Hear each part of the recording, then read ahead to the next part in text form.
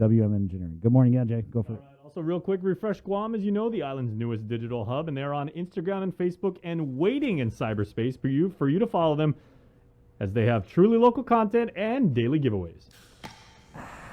Refresh Guam, truly local. All right, 8:36. The link. Let's head into the KUAM News Zoom room here for our Wednesday update. The Guam Department of Education Superintendent Jon Fernandez. Good morning, John. Thanks for joining us. Good morning. Happy Wednesday. I think this will be a good one. It's easy because we just had our board meeting last night, so everything's fresh. So coming into, all right, get ready. Here comes that fresh. We got that fresh. Yeah, no, I just, again, every month in our regular board meeting, I do an update for the board. So it's similar to what we do on a weekly basis. Right. So, you guys are doing your public service as well. Last night, we did have a board meeting. I was able to talk, give everybody an update of our current situation. And as you know, we are, open for in-person instruction, but we've been operating in cohorts simply to address some of the physical distancing concerns that, we had coming back to in-person learning during during this most recent surge. What's good to note is that, we do see, as we watch the trends, we do see the number of cases, even though they're still high, they're on a downward trend, and we still see the positivity, the positivity rate actually moved from a high risk to a substantial risk level, which is a lower risk level, based on the community numbers. So again, we're hoping that those numbers continue to decline because we are still evaluating, looking for opportunities to bring all of our students back to school.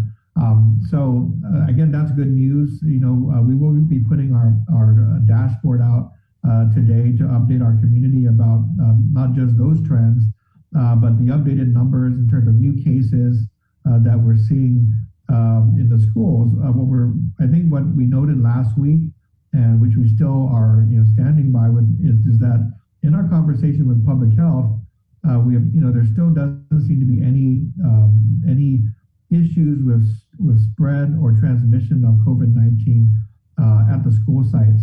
What is interesting is that, again, I think I mentioned this last time, is that when we do get reports, sometimes contact tracing, or most times, contact tracing is not needed because a lot of the cases that are out there today are coming from the households.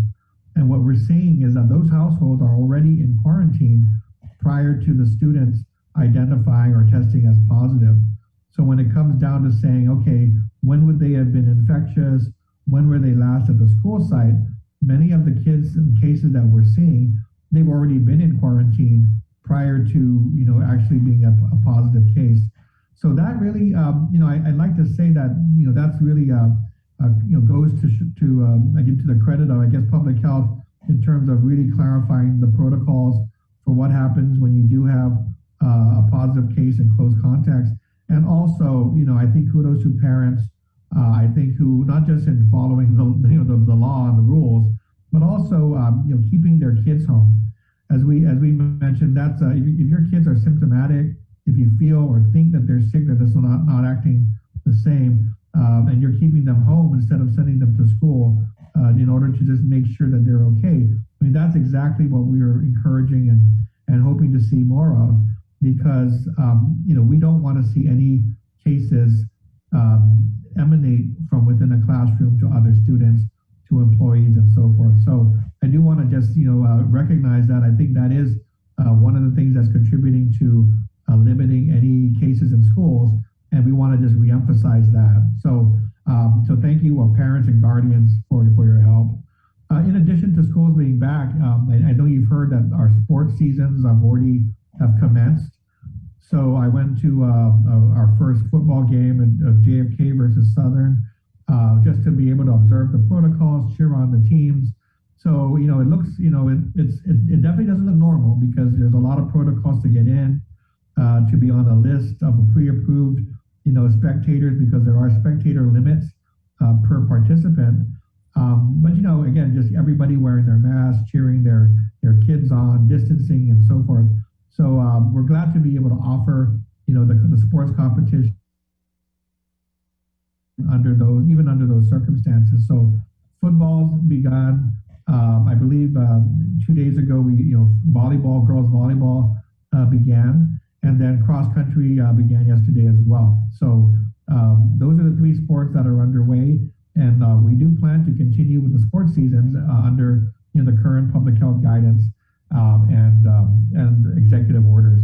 We are looking into the possibility of aligning interscholastic sports with organized sports, which looks at the vaccination, requires spectators to be vaccinated to be able to go to the games or to show a negative weekly test. And we're looking at that if it allows more spectators, to attend, because we know parents, grandparents, guardians all want to join. So we'll continue to work on that and update folks as we get there. But overall, what we're trying to get back to, even though we're in this interim stage, we do really want to emphasize and remind everybody that our goal is to get back to 5 days of instruction for all students. And even though we right now, due to the status of the pandemic, there still are a lot of concerns about what happens if you bring everybody back to campus at one time. We still are in active discussion as to how to approach that. So one of the interesting points of our talk last night with the board is that we do, based on everything we're hearing from CDC, from the national news and so forth, we're expecting the possible approval of a vaccine for students who are 12 or under the age of 12. And based on the parent feedback, we do get some concerns at the larger, older student level. But most of the concerns that we get are from elementary school parents who say, because there isn't a vaccine available, we're not comfortable sending our kids to school or having them return, to a full 5 days of instruction. And some parents have just come out and said, once the vaccine is approved, we're going to get our kids to be vaccinated, and then we'll be fine. But until then, we're really sorry. We don't feel safe. So, we're really looking forward to that announcement, because once that announcement comes out, I think we can set a harder timeline about when we think, there will be sufficient time for students to be vaccinated, and then, set hopefully a goal of returning all students back to school, for 5 days of instruction, no later than the beginning of the year. Now, obviously, our secondary school students already have the opportunity to vaccinate. Looking at the island-wide numbers, it looks like there are 72% of children 12 to 17 are fully vaccinated. So that is it's a good number. It's climbing, every day. But again, because that opportunity is there, the board has asked us to take a look at whether it makes sense to start looking at the return of high school or even maybe middle school sooner than the elementary school students, since the vaccine is already available. So we are starting to look at that issue and talking to our high school administrators first to get a listing of updated concerns and issues that we will need to address to move in that direction. So right now, we're status quo, but I do want everybody to know we continue to work towards that goal of a full return to school. I think we talked about this. You might have heard, I guess in the news, I've been tracking a lot of issues, right? Learning loss. We're talking about underreported cases to CPS. We're talking about the health and fitness of our kids and trying to be fit, in the event that, they also are affected by COVID-19. And I want to just remind the community that it's great to have these conversations, but my core strategy is, it's hard to do all those things without kids being back in school.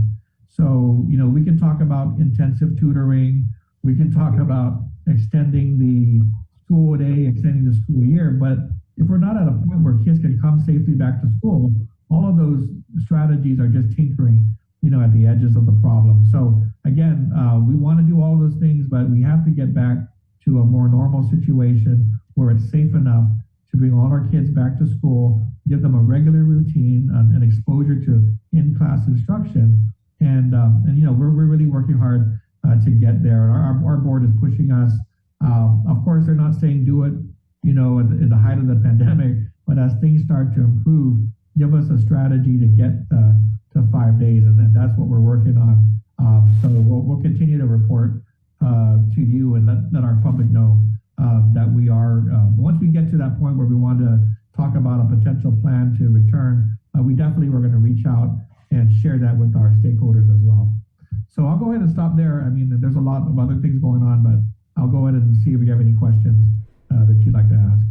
When you talk about returning all of the students back to school, what's the trigger? Because we've heard from public health that 25, we've got to get down to 25 cases per day, right?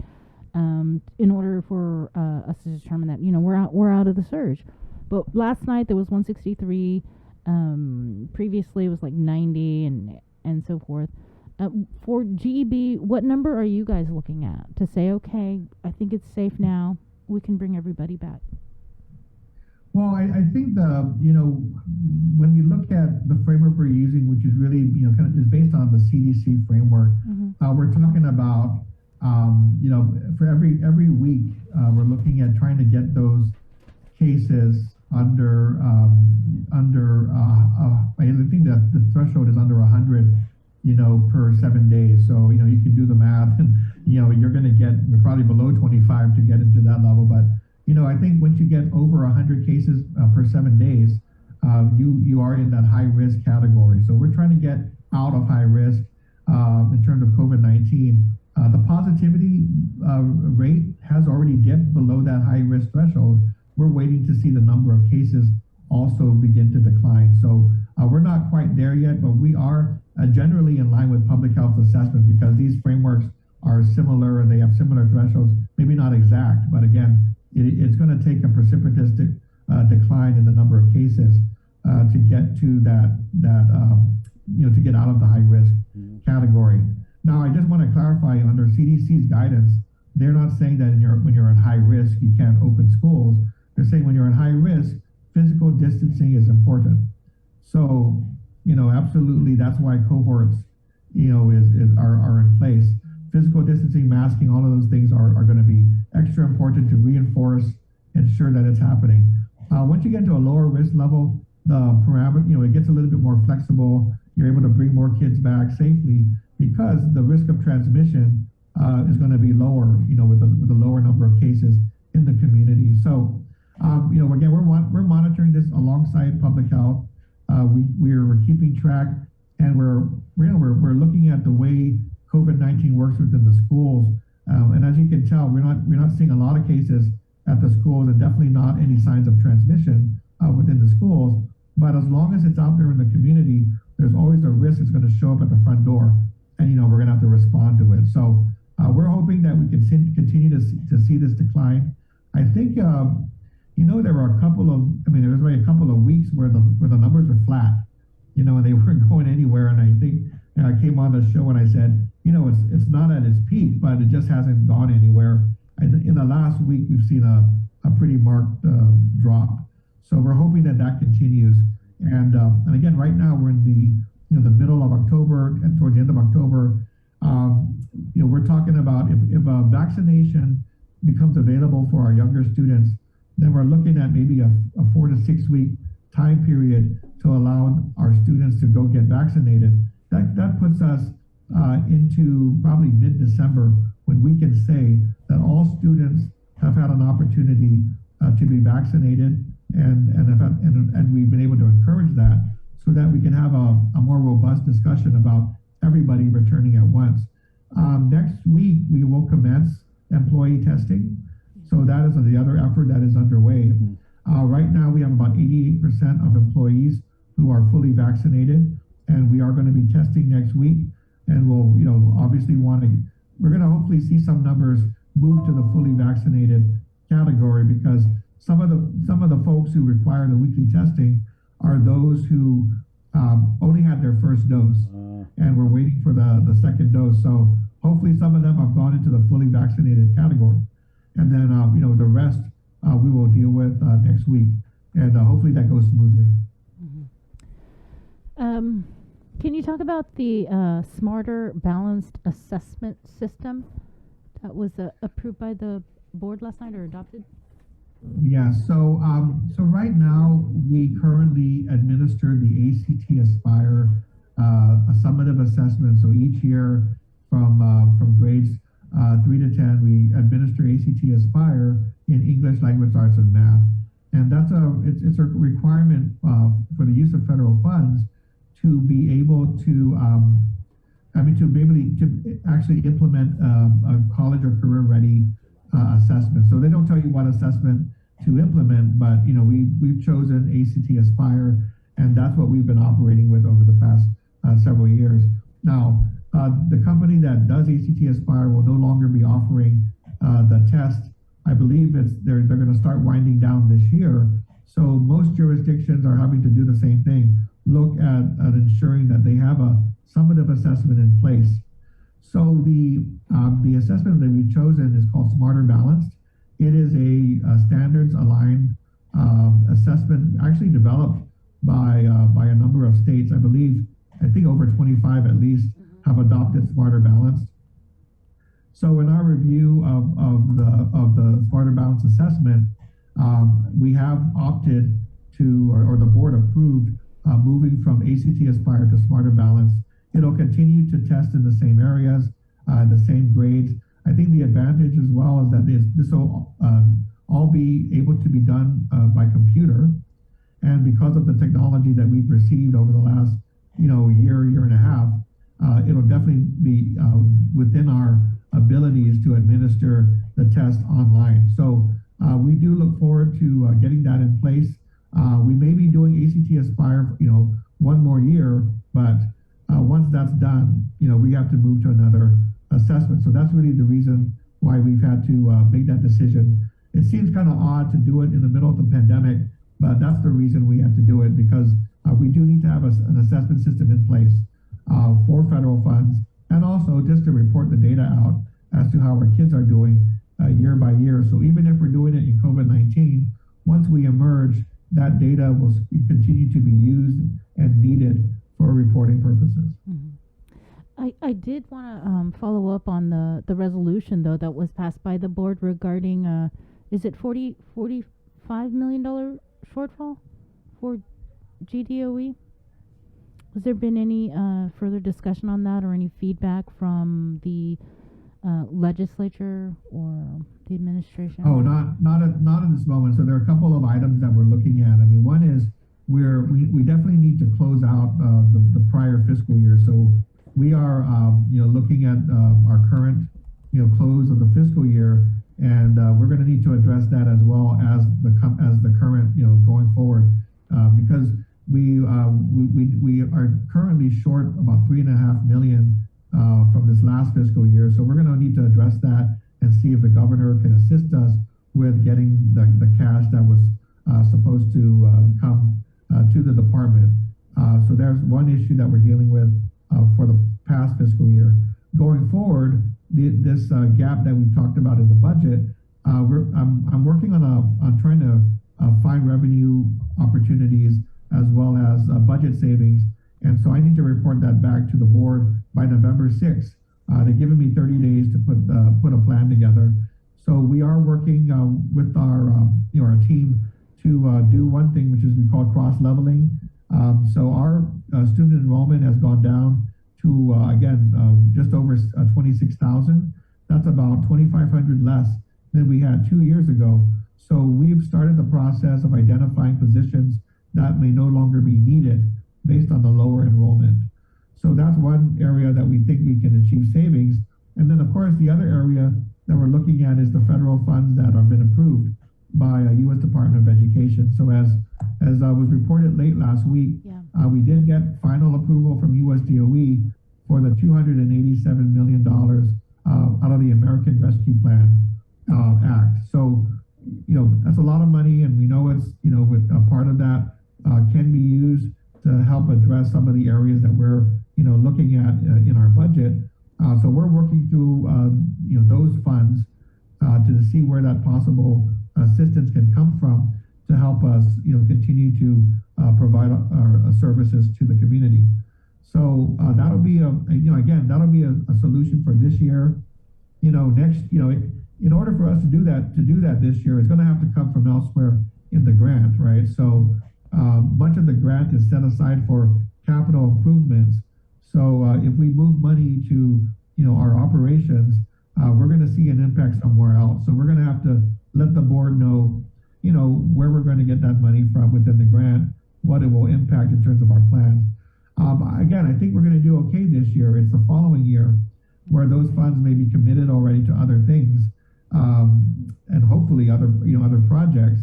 And when it comes down to the budget, if we have a gap this size, we're going to have to find other sources or other solutions. So that's what I'm most concerned about. I think we'll be fine finding a solution for this year. But we're about to start our budget development for the coming year. It's due in January, so this is the time where we go back and say, hey, what do we need in our schools? Talk to our PTOs, our principals, and then go to the legislature in January. Well, we're going to have to really start those conversations earlier with the legislature regarding the budgetary gap and the fact that we've been cut, over $30 million in the last, 3 fiscal years. That's a trend that can't continue. Yeah. So we're going to try to see if we can reverse that in our next budget cycle. And speaking of speaking with stakeholders, I wanted to give you that opportunity because I think you guys have some virtual community input sessions that kicks off tonight, right? Well, we have a lot going on, and I know when I listen to conversations about transparency and stakeholder engagement and on all of that, and then I look at what we're doing, I sometimes I feel like it's overkill because there's always a community meeting going on. But I do want to just thank our curriculum folks and our strategic planning committee for keeping an eye on the future, right? We're still trying to get out of this pandemic, but that doesn't mean we shouldn't be thinking and talking about what we want to see for our kids over the next 5 years. So tonight, actually over the next 3 days, we're going to be meeting with stakeholders from our different regions of Guam to talk about what we're doing and where we are in our strategic planning process. And as I spoke to Deputy Joe Sanchez yesterday, I said, we're going to have, if we have a lot of parents on there, parents don't usually get involved in the strategies and, all the details of how it's going to get done. What we want to know from parents is, what is it that you want to see for your child when they graduate? What kind of opportunities do you want what do you see for them? What type of skills and capacities do you envision for them? Because that's what we need from our customers, our parents and students. Tell us what the graduate outcomes ought to be from your perspective, so we can make sure that's incorporated into our strategic planning. So, it's not always when you ask a parent, what do you think about, what do you see for your son or your daughter? I mean, yes, I'd like them to be able to read, write, and, do math. But I have so much more that I want to see from my kids, right? I want them to be successful. I want them to be well-rounded, resilient. I'd like them to have, some common sense. I'd like them to be able to do, go to college, but have a career that's going to be sustainable. I mean, every parent has a different, set of expectations for their kids. And it's important that we capture that in our strategic plan. So it's not only about, how do we do compared to the other school, or how do we do compared to, to the state of Massachusetts. We want to know if we're producing opportunities for our kids. And when they graduate, there is a job opportunity that they can go to. There is a college opportunity that they can pursue, and make sure they have the skills and the resilience, the mindset to pursue those opportunities. So that's what I want to hear. So all the parents out there who can join us, over again, we're doing it regionally. If you sign on and you're from another, you're from the north and it's for the south, hey, don't worry, just stay with us. We just want your input. And I think, again, what we want to know from you is what you hope and aspire to for your kids when they graduate, so that we can make sure we're aligning our activities and our focus with those dreams and hopes. So we welcome everybody to join us.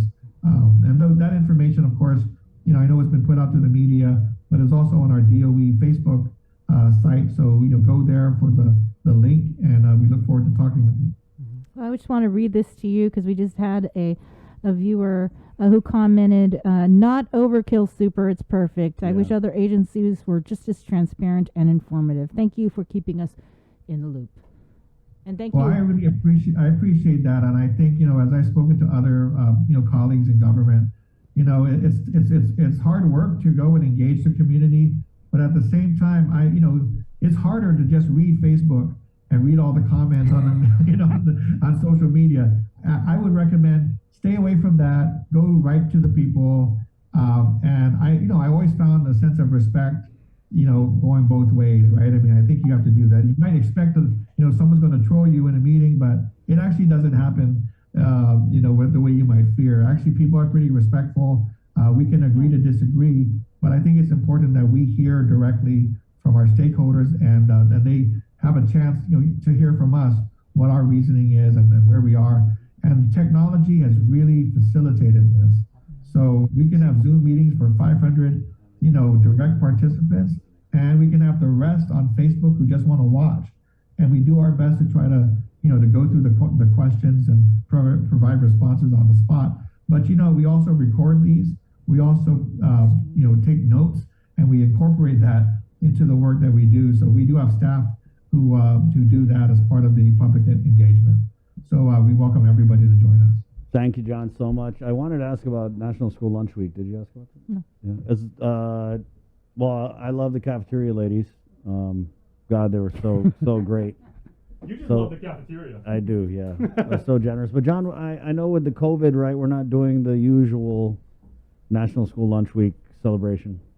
Well, we would like to be out eating lunch with the kids. We would like to be sampling, the food and everything, but it's been hard to do. We really have tried to keep the schools operating safely and not building on the anxiety by bringing, entourages onto campus and so forth. So, I've been on campus, but I certainly have been very cognizant of the fact that, as we're talking about keeping things orderly and reducing risk, I shouldn't be out there just, mingling and buzzing around the cafeteria. So, but we do look forward to that. I mean, we've had a couple of opportunities to do some food tasting, as well as, visits with the school. I think 2 years ago, we went out with GPD and we were having lunch with our middle schoolers.